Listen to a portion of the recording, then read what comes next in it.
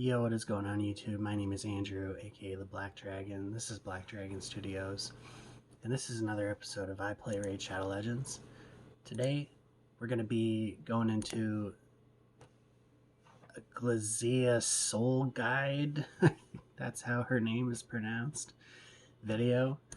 As you all know, I just pulled her in the last video, and I was really excited when I pulled her because I thought she was going to be this amazing Platinum Arena champ that just couldn't be beat by Warlord and really had so much potential. And most of that I still stand by, like that she is a solid champion and has a lot of arena playability. However, after doing a little bit of testing, not that I've gone to Plat, but just seeing her in Gold 4, my opinion might have changed a little bit on that. But hold the phone just a minute, okay? I do want to say this, that she is pretty much a brand new champion. I mean, she just came out last month. Most people haven't built her yet. There's literally not a lot of content on YouTube, any build guides, or even anything really at all, because most people just haven't pulled this champ yet. But I'm going to talk in this video today a lot about my thoughts, my initial thoughts on Gliseah, and some potential scenarios where I think she might excel with her kit. So first we'll go into her kit here. She's a Sacred Order faction, legendary defense champion with an A1 that attacks one enemy and places a freeze. It's a 50% when fully booked. Even though clan versus clan hasn't started yet, let's go in here and let's fully book her out. She only needs 2 more books anyways. So just for the purpose of this video, I want to get the full picture of Gliseah. And so she's fully booked. And I would recommend booking her because it does bring a lot more danger to her power. So yeah, 50% chance of freezing when booked. That's really good for an A1. And also applies debuff spread, taking 1 random debuff from the target and placing it on all enemies under freeze. Now, why I think that might not be so good with just her in PvP is because most of the time, by the time the freeze gets applied to the enemy, she doesn't get another turn typically until at least 2, 3, if not all, the freeze debuffs have worn off the enemies anyways. So that's something that she's either going to have to pair with somebody that places freeze as well, so it's going to be like a freeze team. That just basically relies on keeping the opponents frozen the entire time. Or in PvE content where the enemies are a lot slower, and a lot of the time her freeze will remain applied and still she'll get a second turn because we're going at a 2-to-1 ratio. This will not work in Clan Boss. Clan Boss cannot be frozen, bosses cannot be frozen, but it will work on pretty much everybody else. Not so great against Foley or Leono or whatever, the lion, because they can't really be frozen most of the time. Leonis can only be frozen if his A2 is not on cooldown. And usually if he gets a turn anyways with his A2, your whole team's dead. So that's why I'm trying to say it doesn't really... Freezing Leonis doesn't really matter a whole lot. And you can't freeze Foley under any conditions whatsoever. So that's 2 of her weaknesses right there off the bat.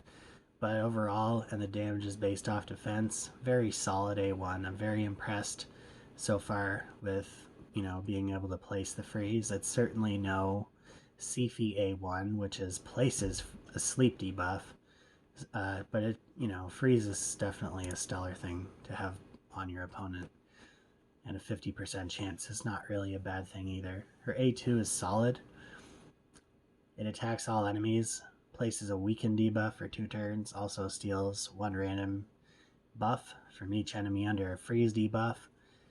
Now, on a 3-turn cooldown, I really do like this A2 a whole lot, and it just brings a lot more versatility to her kit. At first, I didn't think this would be so great, because I thought it would be difficult to make the second part of her ability work, but it actually does work.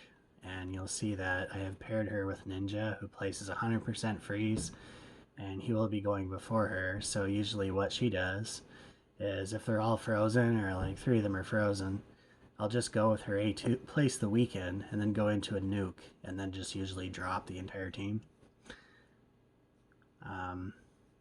And then steal all their shields. Like if they have a Krisk shield, or if they have a shield, you know, she'll just rip that shield off, and then you don't got to worry about a big shield. So I really like that A2. And she can pair really well with a champion like Marquez. Let's see if we can find Marquez here. One of the best rare nukers, well, the best, probably the best rare nuker in the game, as long as weaken is applied. So basically, it attacks all enemies, has a 15% chance. Let's forget that second part, because the weaken should already be applied if she's nuking, and then deals extra damage to enemies with the weaken debuff. And she can just drop entire teams as long as that weaken debuff is applied. And then you have obviously the right affinity matchup. I think Marquez would be a great pairing, and I wish I had her built out for this video to show what they can do together. But that would probably be your best bet in terms of a nuker to pair with Marquez, or sorry, with Gliseah, if you don't have like a 𝓘'𝓮 or something like that. Very easy to get. So really good A2. Doesn't do a lot of damage. Damage is based off defense. It does enough damage to tickle and can finish off some low health enemies, but it's really not going to be your nuke. She's not really going to be your arena nuker, I wouldn't say, because she just does so many more things with her kit than nuking. Somebody else can do that job. So she got an A3 is places a block debuffs on all allies for 2 turns. I've not been super impressed with this in arena, because the way I'm using her, I don't really get attacked. If she's going to be on the team, they're going to be the ones getting hammered, and they're not really going to get a whole lot of opportunities to place debuffs on my team. But the nice thing about a champ like this is there are many ways to build her, and I feel like they're, you know, in due time, and when new champions come out and stuff like that, I feel like the potential for this champion is super high to continue rising as new champions come out, new skills come out, and they synergize well with a skill like this. Also has a 60% chance of placing a freeze debuff on all enemies for 1 turn, 80% when booked, and fills this champion's turn meter by 15% for each freeze debuff placed by this skill, which kind of synergizes well, because if she is the only CC champion on your team, it's placing a freeze. It's not going to be resisted as long as it lands. It's going on as long as she has enough accuracy. So I really like that. And then she can get up to a 60% turn meter fill as long as all those freeze debuffs are placed. In testing, there's a lot of RNG involved. She usually misses 1 or 2 of the freezes, and then, you know, things kind of get out of control very quick if she's missing too many of her freezes, so it's kind of annoying. And yes, the RNG with her is kind of annoying, but she can just kind of slide into her A2 real quick after placing an A3. She can also use her A2, nuke, don't kill, and then she goes right back into her A3 again. So, and her passive is pretty cool too, the anti-warlord passive, which I haven't seen. You know, this here's a problem, right? You don't see a whole lot of warlord in gold 4, low level gold 4 arena, and she has too much RNG to be used in platinum at this time, I do believe, because whenever an enemy tries to put this champion's skills or another ally's skills on cooldown, places a freeze on that enemy, that's great. However, only has a 50% chance of denying the cooldown increase effect, and that is just not good. It's really not. It's not as good as it looks. I've seen it in testing. A lot of the times your damage dealer's skills get put on cooldown, or your, you know, if even one of your team's skills get put on cooldown, it can just kind of throw off the whole rhythm, so I wish that were higher. The freeze debuff cannot be blocked or resisted. Will not deny cooldown increase effects from bosses. So this is not going to work against Irigoth. Unfortunately, she's limited to, I think, PvP. for the most part. She's good in faction wars, but on the team that I'm using, 𝓑𝓵𝓬𝓴 actually fits into my team better than she does. So, but if she's your only option, she can go into your faction wars team and she can shine. She does very well. It might just be a little bit of a slower run. And then her 60 resist aura. So I'm figuring that there has to be something to do. This champion will shine with high resistance. That's kind of my initial thoughts, to go on like a high resist team or something like that. So here's the total stats. I built her out with high resist, 322 resist, 350 accuracy, no crit rate, no crit damage. I want to get her speed up as high as possible, so I put her up to 244 speed, and that's only going to go up as I continue to get glyphs. Really high defense. I have her at like 5,000 defense and then 34,000 HP, so she's doing okay at the moment. And I've got her in 2-piece perception, 2-piece speed, and then just 2 pieces of jumbled gear. And then on the gear, I just looked for things like speed, accuracy, resistance, defense, HP percent. That's really it. Defense percent on the chest, defense percent on the gloves, speed boots, a couple rolls of accuracy and speed. Just, they had to have all the stats on them, so this is a really great shield for her. And then I went with defense ring, defense amulet with resistance, HP, and a counterattack chance. I think having counterattack amulets and stuff like that on her is great, so that she can utilize her A1 a little more. And then a resistance banner with a triple roll of speed. There's an argument to be made to get Fearsome Presence, which gives her an extra 5% chance of placing a freeze. I didn't take it because I really don't believe that 5% extra chance on 80% is really making all that much of a difference. So I chose to go with Gliseah, which gives her more of a chance of landing the 80% of the freeze when it actually does land, which I think is a lot better. And then I did not take Sniper because it will not increase the chances of placing a freeze. So that's why I did not take it. She's using her A2 a lot, so things like Evil Eye, Charged Focus, Swarm Smiter, Accuracy, Arcane Celerity, which I thought was great because whenever a debuff cast by hers is removed or expires, it can increase her turn meter. She is casting a lot of debuffs. And then I placed 𝓑𝓬𝓽𝓬𝓴 on her so I could go into Gliseah. It's not really that good because it's only going to extend the weekends, but that's fine. I couldn't have taken Sniper because it really, again, it doesn't really make any difference at all in this person's build. I could take Unshakable as well if her resistance, if her accuracy is high enough to give her more resist. And thought about going into Timely Intervention, but this champion just doesn't really seem to need something like Timely Intervention because I couldn't get her accuracy high enough anyway. So that's why I took it. And then I went with Resist, Improved Parry for takes less damage, and then Mighty Endurance in case she ever does take a debuff, she will take less damage. And then Resurgent so that she can remove debuffs from herself. Harvest Despair, so she's also placing a leech debuff for 1 turn when placing freezes, which is really nice. And then I went with Cycle of Revenge and Retribution. I think Retribution is really good on Gliseah. So those are the masteries. You've seen the gear. She got high resist, high accuracy, speed, defense, HP percent, and then that's really it. Everything else is just a bonus. She is a little stat hungry.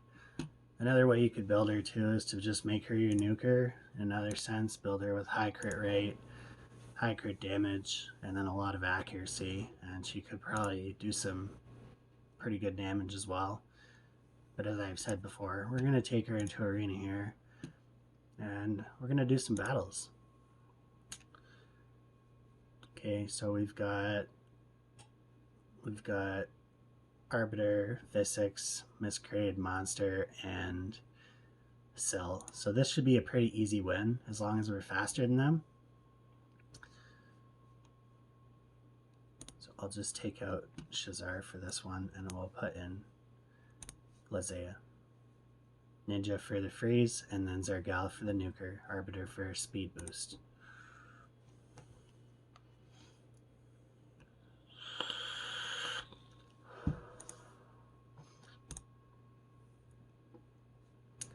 So we did win the speed race. We're going to go ahead here and place a freeze with Ninja. There's no weak hits possible here, so that should be fine. So we did place the freeze. Now what we can do is steal off these little tiny shields here with Gliseah's weaken. And they're still all frozen. Not doing a whole lot of damage, but was able to place all the weakens. They're all still frozen. They're so slow. Wow, wow, wow. And then 𝓬𝓐 just pretty much nuked them all out. We're going to go ahead here and refreeze now.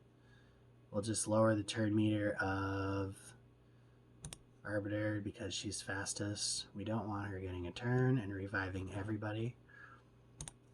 And we'll probably just kill them off here on this next turn with another nuke. We'll go ahead here and do a second freeze. We're able to land all the freezes again, and that's a pretty easy win right there. Look at Arbiter just bowing to me. Thank you so much for putting on such a great show. And that's pretty much all it is. I mean, that's really all it is with Gliseah, just doing that over and over again. We've got another team here, maybe a little bit of a tougher opponent here in Duchess and Madame. But I do think we should be able to easily win this matchup as well. Maybe maybe we'll put in 𝓲𝓫𝓪 as the nuker for this one and extra speed, and we'll just one-shot the Duchess with bombs and weaken, and that should be just fine.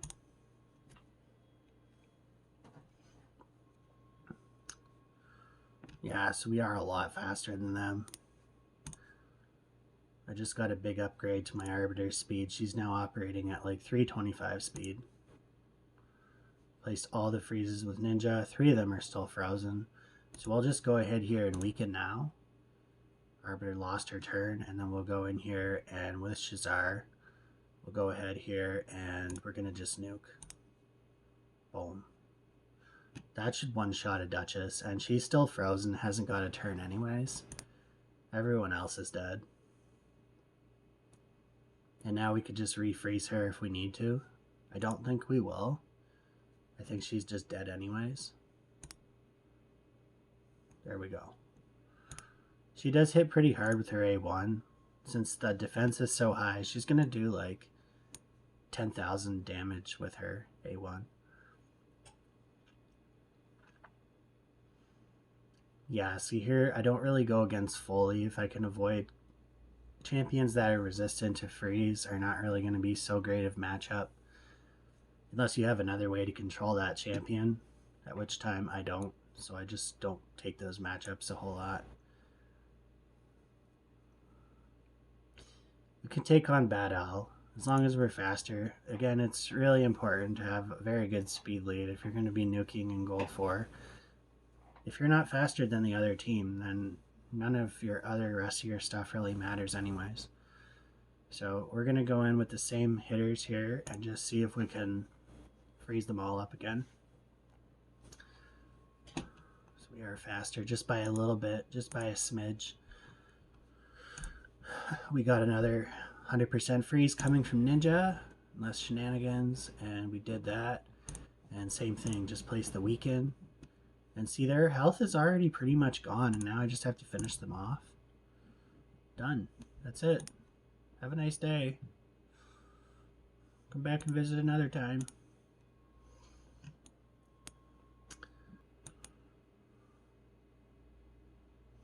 Here we go. Maybe even a team like this with this type of a defense with a lot of defense, buff removal, fears, just a whole lot of crowd control, but not really a whole lot of speed or ways to stop me from doing what I want to do. I could put it in a team like this.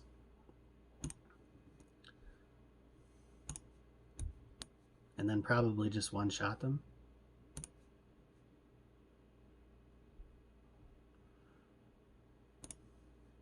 Yeah, this will remove the shields and then we'll be able to one-shot them.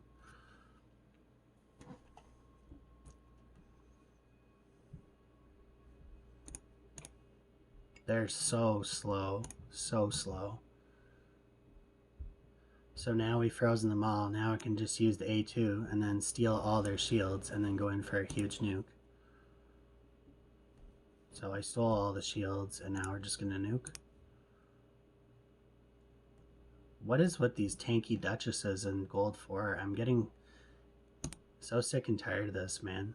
Do no damage to this duchess. There we go. And now just refreeze. Froze them all. That's really good. Decrease 𝓑𝓭𝓪𝓬𝓴 𝓓𝓻𝓪𝓰 so that these debuffs aren't getting removed.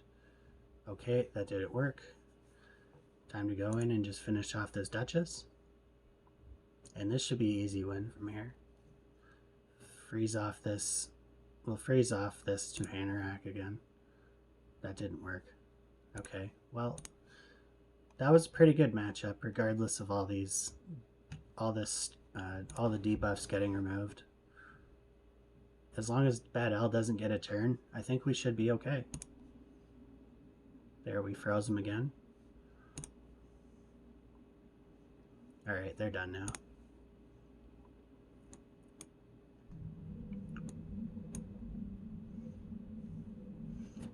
I just think Duchess is so overpowered, man. Like, if you don't have a Duchess, you can't even really attempt Platinum Arena. Like, that's how good she is.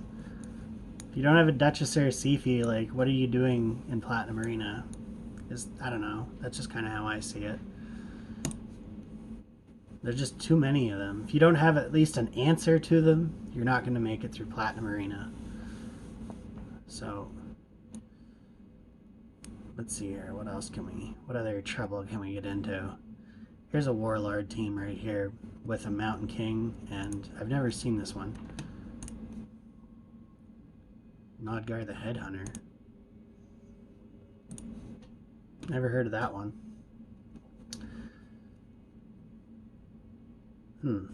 Yeah, my 𝓑𝓲𝓽𝓴 can one-shot a Mountain King with his A1, so let's go in here and just do this the same way.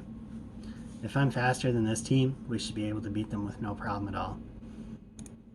And that's another thing I wanted to point out too. It's like, yeah, she counters Warlord's cooldown effect, but the thing is, chances are, if their Warlord is faster than your team, then their whole team is going to be faster than your team, and you don't want that anyways. So I think it's kind of like just like a backup win condition that may work, but probably is not going to work. That's just kind of how I look at it. Let's go ahead here and refreeze because we've already froze 2 of them. Let's go and freeze them again. There we go. And then just go in with some bomb action here. And start working on this guy.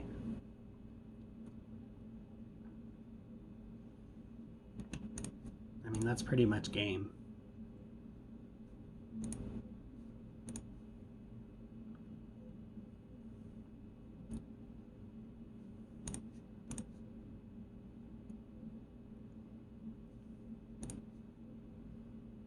There. So as you can see, the freeze is really effective in Arena. I love it. I always have used it because I never really had any other crowd control options like a Madame Saris or a Ray, which does freeze anyways. Warlord, which decrease cooldowns. But it's like really important to have at least one crowd control champion on your team if you're gonna be nuking. So it's like, let's say I don't have Ninja and all I have is Gliseah. Yeah, it's only an 80%, but I can bring in a guy like 𝓬𝓐𝓏, and who does block buffs and decreased defense as well. So I'll not only have decreased defense, weaken, and freeze up. We'll also have a huge nuke coming right behind it. Here we go with the block debuffs and decreased defense, and now I can freeze everybody and place block debuffs on my team, and they're still able to decrease turn meter, so that doesn't really help any. That's why I think it's so stupid. If you're going to block debuffs, you should be able to block all debuffs, even cooldowns. That's why I don't think it's very good. But anyways, that's my 2 cents on it. A debuff is a debuff, in my opinion. Not really seeing a whole lot of taking debuffs and spreading them. And that's why I'm saying, right, like, this champion is just so new, and I haven't personally found the best way to use her. But I'm sure, like, taking advantage of a single target provoke or a single target stun or something like that, and then spreading it to all enemies under a freeze, but they're already frozen. So it's like, I think that it's kind of awkward unless it's like a 2-turn provoke, you know, or a 2-turn stun. Then you could just spread it to everybody, but they have to be under a freeze debuff in order for that to happen. So it's just so heavily conditional. That's why I don't see it being that good. It limits your options to, you have to pair her with somebody that freezes, or you have to make her run at like 300 speed so that she can get a second turn before they get even 1 turn. So it's just very tough to manage, and then get all of her other stats as high as possible.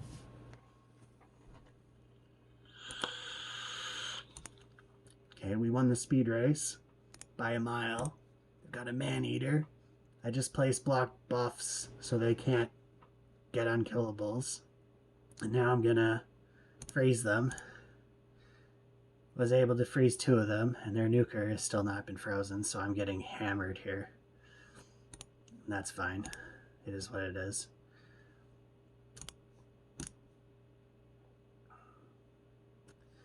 I guess we'll try to freeze Arbiter here. That might help. Didn't freeze her. That's a big issue. Decrease her turn meter. There we go. We still didn't get a nuke yet. So here lies the problem. You know, that's the problem right there that you don't get with Ninja, is she wasn't able to freeze their nuker and their speed lead. So there you go. Now if I bring in, that's a very easy win. This is an extremely easy win. If I bring in Ninja instead of a legendary champion that is not free to play, and now I bring in a free-to-play champion that just does a better job. That's kind of sad, man. Look at this.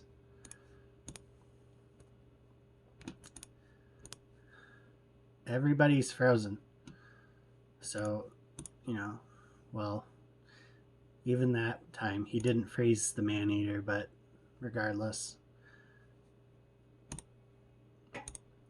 Shatterbones. He did the job that he was supposed to do. And he does it better, I think, than Gliseah. That's just my opinion. I don't think an 80% freeze is ideal for a crowd control champ. I'm trying to talk about what would make her a top tier champion. Is she good? Yes, she's fantastic. And if you don't have this type of a champion on your account, she does so many things. She's going to take your account to the next level, but she's not top tier. She's not Madame Seris. She's not Molly Tankard. She's not Under Priest Brogny. She's not Battle. She's not Mashalid. You know, she's just not so many legendary and epic champions that do crowd control much better.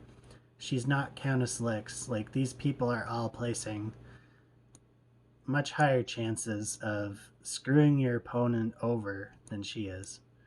So I don't like her all that much. As I like her, but just not as much as I thought I would initially.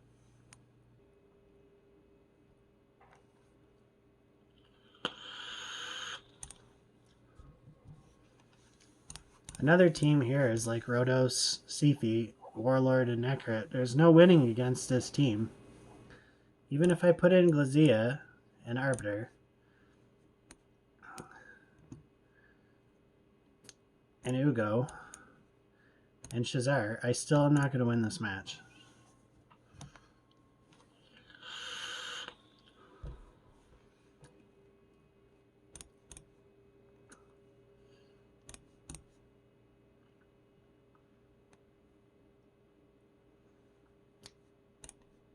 So I'm never seeing that Gliseah's passive is never relevant.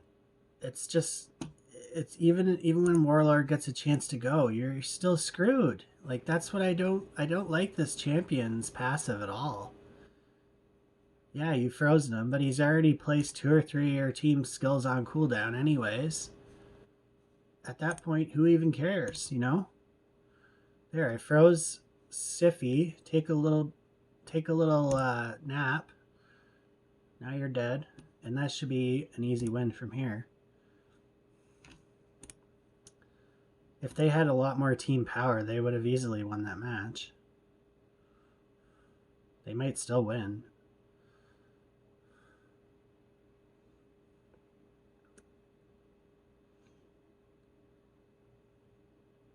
Okay, it's over. Yeah, see, there she goes. He's already frozen, and she still uses her A3. I don't like that. Her AI is so stupid.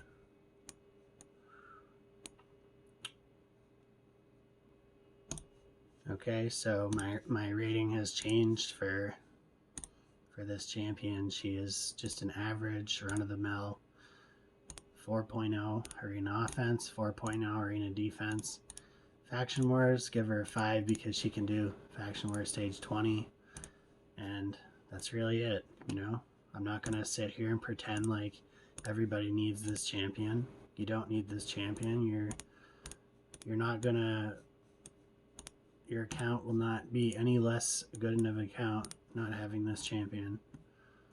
Okay, I'll show you what she does in Faction Wars. I'm going to show you what she does in Faction Wars, and then I'm going to show you what 𝓑𝓵𝓫 can do in Faction Wars. So, take a look at stage 20. We'll first go in with Gliseah, and it will be like a 3-minute run. And then we'll go in with 𝓑𝓵𝓫, and it's going to be a 2-minute run.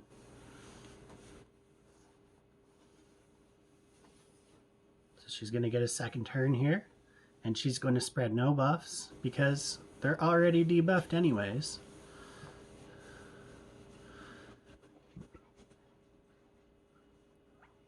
So which makes a lot of her kit redundant. That's my problem with Gliseah, is a lot of her kit is just useless. It's great effects, but useless timing. There's no, like, I'm sure that there'll be, like, you know, 1 or 2 champs in the game that she's just absolutely broken with if you pair her.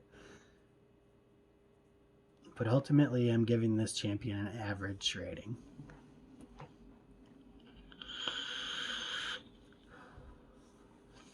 Kind of like Manaya, you know? She is filthy, sick, nasty, and broken with Coronar, but on her own is just an average legendary champion. Not a champion that you absolutely need to have in your account to do anything in this game. Unless you have Coronar, then she becomes insane.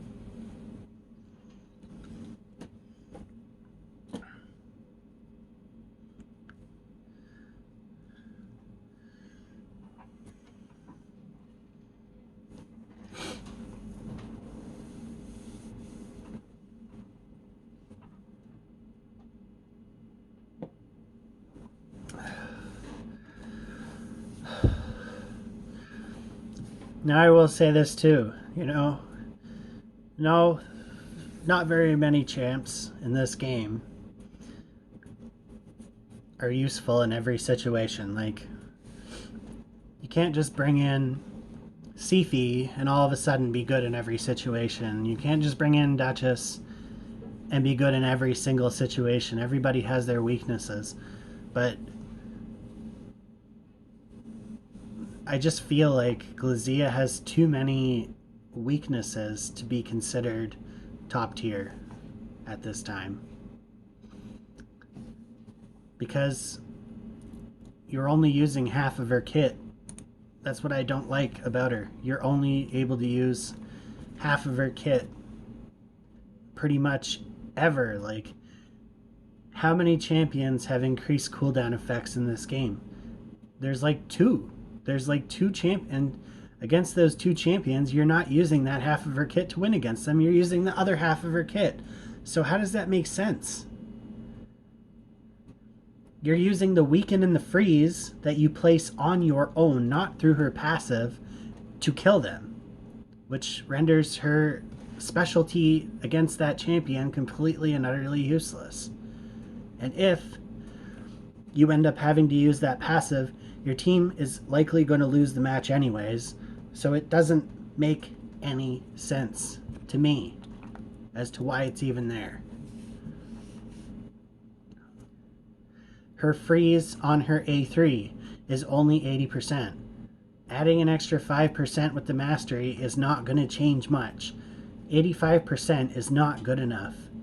Crowd control should be 95, 100%. 95 crit rate is not good enough.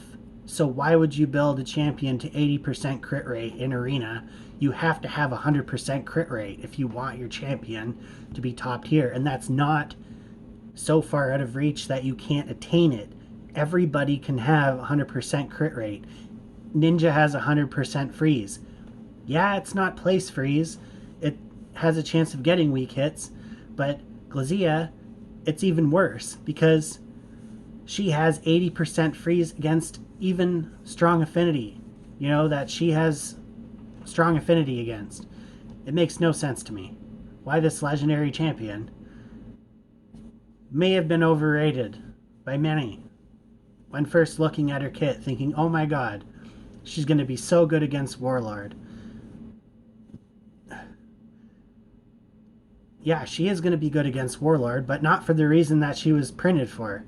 She's going to be good against Warlord for the 80% freeze, not for the passive freeze.